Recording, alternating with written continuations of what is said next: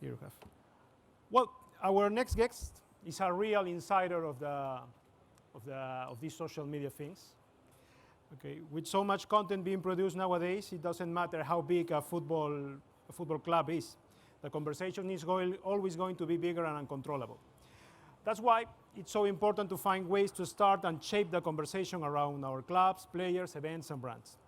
Social Chain is an expert in that area.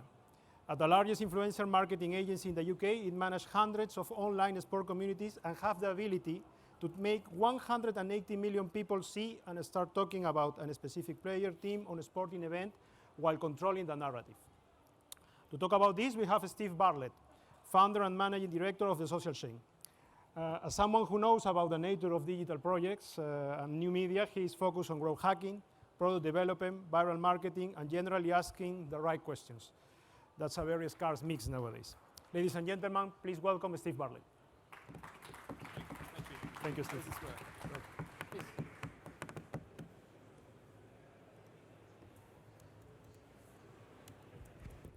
No? Is that better? Cool. My name's Steve Bartlett. I'm the CEO and one of the co-founders of Social Chain, which is Europe's not so secret anymore, largest influencer marketing agency. And I'm here today to tell you our story and about some cool things we've done recently. So we have over 181 million people at our fingertips who we can reach across Facebook, Twitter, Instagram, and Snapchat. Up until recently, the story of the social chain was a secret. We get over 1 billion impressions on just one of our communities alone, and we run all the biggest social media community pages in the UK. We'd started 34 national trends last month alone, 12 worldwide trends. And the reason we're not a secret anymore is because a couple of months ago, BuzzFeed found out we existed, and they made us the #1 article on BuzzFeed.com and .co.uk. They talked about us, they called us the social media Illuminati, likened us to having a bigger impact on the youth market than the likes of Rupert Murdoch. And their article, the headline of it was How Social Chain is Secretly Taking Over Twitter. And the same week, Vice News picked it up on the story, and BBC Radio 1, BBC News, The Times, Forbes, MEN, BBC Radio 4. That's me in my hat in the Sunday Times at the end of that same week.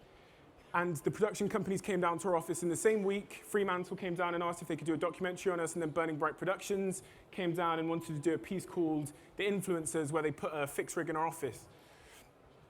And when BuzzFeed came down to our office, they came armed with this quote: "The kids that claim they can make anything the #1 trend on Twitter in less than half an hour."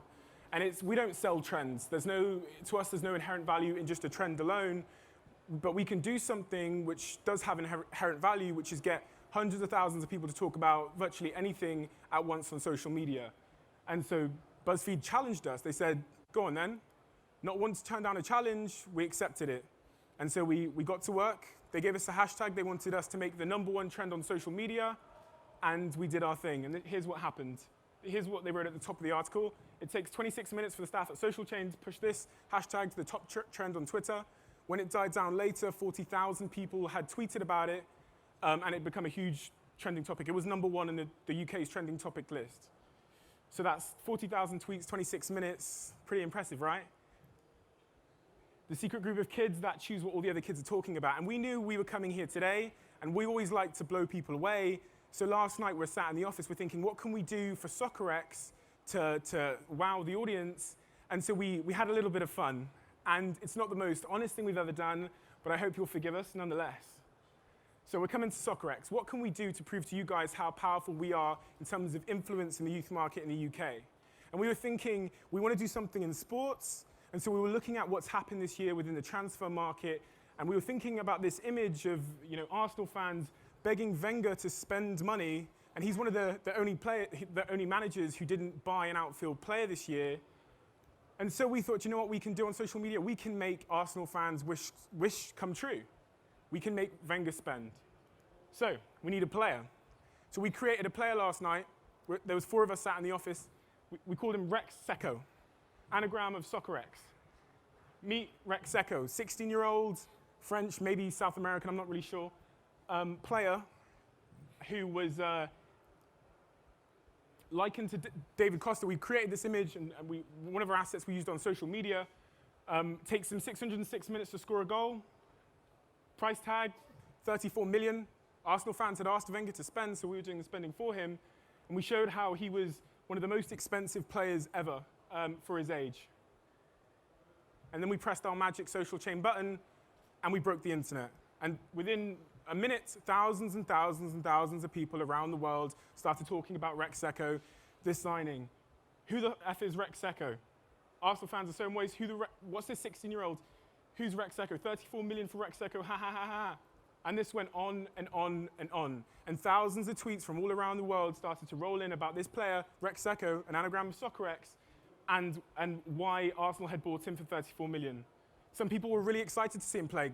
They said he was going to be like the next Henry. And then it broke into the top trends on Twitter last night at about 8 p.m., which was 15 minutes after we started talking about Rex Echo. Came in at number 8 to start with, and it started moving up the trends. Here's Arsenal fans talking, people laughing at Arsenal for spending so much money. A girl saying, you know, I'm 16, I get £3.80 as a wage, and talking about how much he must be getting paid. And then people started to comment on Rex Echo and how good of a signing he was. Some people were saying he has great ability, and this one guy said, man, no one has a clue about this Rex Echo. But that's not necessarily true, because this Jan guy could have sworn he'd seen him play. Jan said he's real quality and would love to have him at Liverpool. What a great signing for Arsenal. And then it moved further and further up the trends, and it now broke into the top 5 trends on Twitter. This is last night. And then it spread across the internet. It started going to Reddit, and people on Reddit were asking, what's this story about Rex Echo? Who is he? What's he like? And then a very respected news media company, Breathe Sport, did a piece on him laughing at Arsenal for spending so much money on Rex Echo. Again, this is all last night on social media. And then the Daily Star weighed in on it and said, you know, we need to explain the story. They started digging into it. Who is this Rex Echo? Why is he coming up nowhere on Google? And they finally discovered that this might be a hoax. And then the narrative started to turn again. One-on-One Goals, who have millions of fans, did a piece saying it was all a hoax and produced a compilation article on that. Unilad, they have 8 million fans across social media. They produced a piece about how it was fictitious and how Arsenal fans had been fooled. The Metro weighed in on the story as well, producing a piece of content 2 hours after we broke the story about Rex Echo, calling it all a hoax and saying that the internet had been fooled. Bet365 as well, after Arsenal fans for it trending. And if you search Google right now for Rex Echo, as of last night, he's now a very, very hot story in the UK. So this is the social chain. I'm going to explain quickly, if I can, how this all began. This symbolizes my mum. I was 18 years old. I came to Manchester to study business. I ended up dropping out after one lecture because I had a business idea for a social media website for students. It was kind of like Gumtree for students. So I called my mum up and I said, Mum, I'm dropping out of university. My mum's Nigerian, so you can kind of understand how that conversation went. And this was the website, Wallpark. The idea was to bring students together in one place. And when it came to marketing Wallpark, we had no money. So we had to look at other ways to market. And we're young people, so we didn't necessarily believe in tradition. We didn't believe in print media, billboards, and those kind of things that were being offered at the time. And so I turned to social media, and it just so happened that hundreds of miles away, Don McGregor, who sat over here, had run out of toilet paper. And as you do when you run out of toilet paper, you start a Twitter page, which is what Dominic McGregor did, and he called it Student Problems. And it was to do with running out of toilet paper and having no money as a student. And this inspired this page. And at the time I saw it, it had 5,000 followers. The day after, it had 12,000 followers. And the day after, it had 25,000. So I sent Dom an email. I'm like, hey, I've got this student website. I can help you make some money from your Twitter page. And I met him, and he dropped out of university too. And we proceeded as 2 dropouts. And we went on to build all the biggest sort of community pages across Twitter and Facebook for students at the time, to the point where we were driving 1 million people to our website every single month. And then we exited the company. And we went off around the world. I was working in the Valley as a consultant for companies there. And Spotify approached us and said, hey, we've got 50% off for Spotify Premium. Would you guys promote it across your student network? We said yes, we let them do it. They came back 8 more times. We didn't really see it as a business. Just Eat approached us, said, we've got this offer for students. Can we use your student network? We said yes. Again, we didn't see it as a business until TippyTap showed up. TippyTap was an addictive application made by a guy in America who had no money to promote it, and he asked us to promote it for him on our network. We said no, because we weren't willing to do it for free. And me and Dom sat in this restaurant in Manchester, and we realized that we hadn't spoke to each other in an hour because we were so addicted to this game. So we turned to each other and were like, maybe we should promote it. And Dom said, maybe we should do a revenue share. I said no, and I carried on playing this game for an hour. Eventually I came round to the idea, and we did a revenue share with the guy. Sent him a contract, he sends it back. 50-50, and then we said, let's go about promoting it.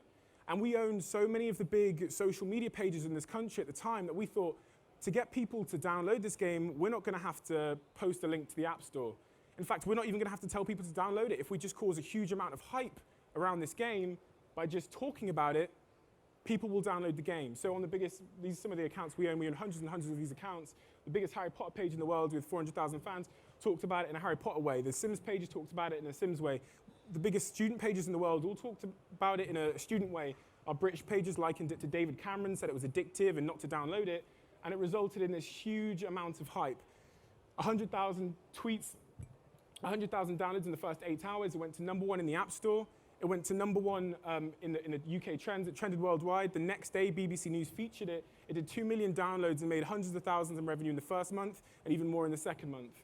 And we were pretty blown away by that. So we formulated a hypothesis. Just like I'd found Dom when he had run out of toilet paper, there's got to be kids all over this country who have made these massive social assets in their bedrooms. And we wanted to bring them all together. And in total now, we have 20 of them. They all work in our office in London or Manchester. And they were the kids that started all the big assets, all these community pages that everybody followed. An example, Connor, 19 years old, sat in his bedroom. He had built this page on the left, Love Food, which now has 5 million followers, just for fun. He'd also built Be Fit Motivation, one of the biggest fitness pages in the world, just for fun. He'd built out a bunch of other pages called under the Be Fit brand, just for fun across Instagram and Facebook. And when I met him, he was like, I owe my mum 30 quid, can you guys help me? I'm like, you've got 15 million people at your fingertips. How can you owe your mum 30 quid? When he does a post of a pizza on Love Food, it'll get 200,000 likes on Instagram, and 15 to 50,000 people will comment. And so we brought him into our network. Hannah, again, she was off to be a primary school teacher when we met her. She's a huge Harry Potter fan, so she'd made the biggest Harry Potter page in the world. She'd made a YouTube video about how this has blown up overnight, and it's got 400,000 followers now, and it's one of the most engaged Harry Potter pages in the world. And she'd also made the Sims page, and because she was off to be a primary school teacher, she was tweeting from the playground on her placement, nostalgic things that are still relevant now from our childhood. And this primary school problems page had blown up. The same with Cahill. Some of you might know this medieval reactions page. This is ultimately the reason why BuzzFeed discovered we existed. It's one of the fastest growing community social media pages we've ever seen. It took just over 100 tweets for it to get 400,000 followers. Some of the tweets on there have got 35,000 retweets. We've actually had this spray printed onto one of our walls in Manchester. And then we went off to celebrities as well. So the first person we ironically signed was Frankie Koza. He was dating my ex-girlfriend, and she's now a good friend of mine. So she said to me, Frankie's got millions and millions of followers, but he's unfortunately sleeping on his friend's sofa and has got no commercial work whatsoever. Can you guys help him out? And then fashion influencers, huge community of influential girls into lifestyle and fashion. We hired 3 of them and rounded up a community of 270 of them in total. YouTubers, when I made this presentation initially, we hadn't signed any of these, but now we've signed a huge amount of the hottest young YouTubers in the country, including all the ones you see here. Sports influential communities, and this is a really interesting piece. So as a lot of you will know, there's these really influential sporting communities across Facebook and Twitter. And so we went about acquiring and building as many of them as we could. One of those was BBC Sport, who's made by Nick at the back of the room, one of the fastest growing ever sort of parody sports communities out there. We brought Nick into the team to head up this whole operation, and he stood over there, I believe, at the back. And we built this huge network of influential sports communities, and this is ultimately what made Rexeco so big last night on social media. Snapshot of what the network looks like in total, and out of that network, the Social Chain was born, a young agency that doesn't believe in doing things the traditional way. We believe in challenging tradition through disruptive, social, explosive marketing. And within 10 months, we were working with some of the largest brands in the country. A lot of that was to do with the results that we've driven. So for Fox, every time we talk about a Fox movie, the internet breaks. It goes to the #1 trend. We get 1 million trailer views in 4 hours. And that welcomed E1 into a conversation with us, and Disney and Universal and those guys. And we promoted Sinister 2 for E1 last week. It went to the #1 trend on Twitter. It trended for 10 consecutive hours. 100,000 people tweeted about the return of Sinister 2 after we did our Thunderclap. And they broke their box office numbers on the opening weekend and beat every film in cinemas that weekend. But this is all great. And then we looked at sports and the impact we could have at sports. And we knew that within sports itself has been challenging tradition for many years. We started with teletext, and now consumers can get live video updates to their mobile. And it's not just digitally that they're challenging tradition, it's also on the pitch itself, and the introduction of vanishing spray and goal line technology and such. So we wanted to see how we could challenge tradition within sports. And we looked at the kind of content that fans were engaging with and saw that it wasn't necessarily the branded content that got the most engagements. It was the fan content, the historical, nostalgic photos and videos, the banter on social media before the games, and so on. And so we sat down and looked at the ways that social chain could bring that same disruption as we've had in other industries to sports. And we looked at the way we could make players huge success stories, hugely successful on social media overnight. We could build teams' social media presences. We could build leagues from different countries into having a huge social presence here in the UK. We looked at the fact that we could make people change from BT Sports to Sky News potentially if we talked about that game while it was on social media. And so a few weeks ago, we wanted to build a case study for Soccerex. So we took Alex McCarthy, who's one of the influencers who we work with, and we produced a piece of content for his social media channel. And we tweeted that out onto his channel and then amplified it across the social chain. And Alex, who has 20,000 followers, got 1 million impressions every single day on that one piece of content, which is 200 times more than he's ever got before. The tweets he received back from fans, because of the nature of the content, made him a fan favorite at the club. And his social media presence has grown astronomically since then. And that was just a case study of how we can take a player, make the player bigger, and hopefully increase his transfer value and his perception amongst his fans. But it's not just players. The AS Roma business director talked about how if it wasn't for social media and their presence there, they wouldn't have been able to garner such a big deal from Nike for their t-shirt sponsor. And so we looked at also the way that social chain can have a huge impact in TV and broadcasting. And this is a really cool case study. It's a case study we did with Impractical Jokers, which is a Comedy Central TV show. And they came to us and said, listen, we're releasing Impractical Jokers season 2. We want you guys to help us make this a huge thing. That was the brief. And so we looked at the social chain and what we're able to do. And we produced over 100 pieces of content, lined them all up to go out across our communities at the same time. And we broke Impractical Jokers and Comedy Central's records. We achieved higher numbers than they'd achieved in the last 4 years, and we received this thank you email from Matt at Comedy Central saying you'd have to go back to the golden days of 2.5 Men to see numbers like that. And since then, we've worked with Comedy Central on a number of releases and also worked with the likes of ITV at the moment. We're doing some pieces with them on how we can get people to switch on a channel through social media and through creating a huge amount of hype. So this is a social chain. There's more than 50 people now working at the social chain. The average age is 23 years old. We're just a bunch of kids at the end of the day. So they say, every day our network grows by 380,000 people. That's someone liking, favoriting, or subscribing to one of our channels. We've recently raised major investment to accelerate our growth across European markets, coming to Berlin, France, Spain. And they say, we're just kids, and that's true. And someone once said, as you guys will all know, I can see from your faces, that you can't win anything with kids. But what did they know? Thank you. Thank you. Thank you, Steve. Thank you. Well, that's impressive. The Red Seco thing, I believe it completely.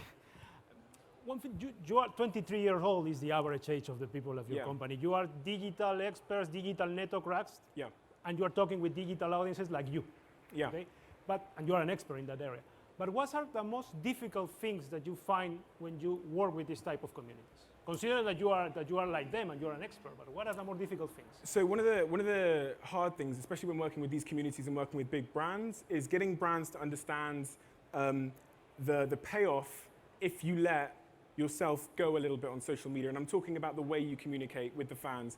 And so what we found has been so successful for the social chain is the way that we're able to bring our narrative and the way we speak to the fans' levels. And that's done by allowing fans and the people you're talking to write the messaging. And I think the big success of the social chain in general has been the fact that it is young people talking to young people. So when we write an ad, like a promoted post for Spotify across our networks, we don't allow Spotify to give us that message. We'll write the message how we'd say it to our friends, and Spotify will sign that off. And that's the way I think that we really managed to grow so quickly in this space and achieve such big results. It's because it's young people talking to young people as opposed to the brands trying to communicate with the fans. And these young people is consuming football the same way that we older people are consuming football? I think there's a little bit more of a social element to it. I mean, I don't watch a football match anymore without a couple of other screens open, and we'll also have our conversations within WhatsApp as well, and we'll be talking about the banter and so on.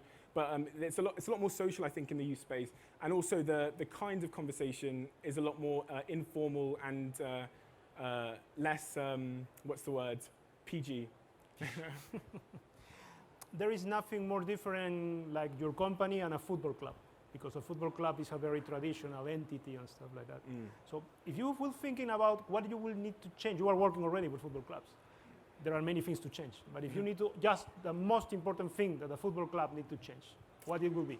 So I mean, I asked Nick and Alex at the back. I said, why has sports been such a compelling proposition for the social chain, and why are we doing this? And so and they responded to me and they said, because ultimately we want to bring fans closer to the teams and to the clubs and to the brands and integrate them a lot more. And I think that's the one thing I'd change. So instead of having, say, your social media manager running your Twitter account on game day, why don't you give it to 10 fans to run? Or why don't you give it to 5 fans to run? It's risky, I know. But if you coach them a little bit on what the kind of thing they can do, it's a much more authentic message, and therefore I think the results will be significantly better, in my opinion, from what we've seen. Are there any questions from the audience, please? You have an opportunity here. This is the future of your business. This is the people who is going to consume it. Sir, please. Excuse me, there is a microphone there for you. Don't worry. Please, if you can tell us your name. Edward Fuller from Media Bodies. Yes. I was just wondering if you ever find the integrity of the tweets is ever sort of questioned by the sort of all the people that you're influencing, whether or not they're like, oh, another thing that they're pushing me towards, or is it so irregular that it's sort of okay? I think there's 2 points there. The first point is irregularity, but the second point is the type of things we talk about. We only talk about things that are relevant to the communities. So on our food networks, people follow those communities because they want to see pictures of pizza. So in that community, we won't talk about sports, we'll talk about pizza, burgers, and anything that's relevant to that community. And so before we started working in the entertainment industry with the biggest entertainment companies, we were posting movie trailers to scary films because that's newsworthy. And now we do it, but it's ultimately sponsored by a brand. So it's seamless in that approach, and I think that's what doesn't sort of provoke any sort of resentment, Thanks. Anyone else? Another one? Yes, ma'am, please. Hi, I'm Hey. Pam Collins from Atlanta, Georgia, Collins Sports Group. Are you going to fess up about Rex? No, the internet knows now. The media swooped in, and the Metro and all these newspapers have done a number of pieces about Rex Secco. And if you go on Twitter now, everyone knows that Rex Secco isn't a person. And even some people were smart enough to say, wait a minute, that's an anagram for Soccerex. I think we saw 10 tweets across social media where someone had, I don't know who was able to do that, probably staff of Soccerex, but they figured out that it was an anagram of Soccerex in the end as well. So we didn't need to tell them. So, yeah. Well, thank you very much. It was very, very interesting. This is the future of the sport, ladies and gentlemen, so you have to take a look. Thank you so much. Thank you very much. No worries. Very good. Very, very good. Very, very nice.